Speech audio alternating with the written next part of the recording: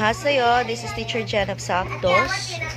So, I did bought board games for the study room. So, we have here Sungka, played by Sinin and Irisha. So, we also have Scrabble. There, Scrabble. We also have chessboard. They're played by Kobe and Jaira. And Jaika.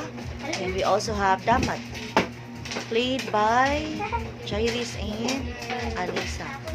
So, I did bought these board games so that they have something to do during weekend, Saturday and Sunday.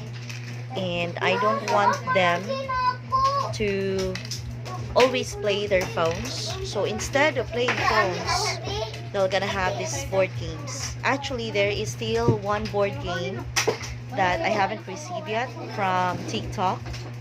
So that was Snake and Ladder board. So we are still waiting for that. So this is Sungka. This is ancient game. Old people in the Philippines usually play Sungka. And Scrabble word wherein they are gonna create a word using letters from that little woods. We also have chessboard and damat board. So,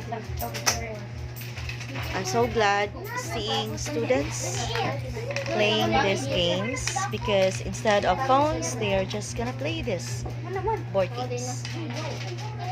Samnida from Sakdos. Let's play.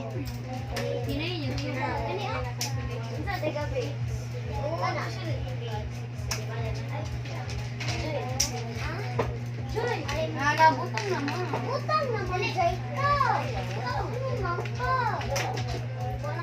Batay ko. What?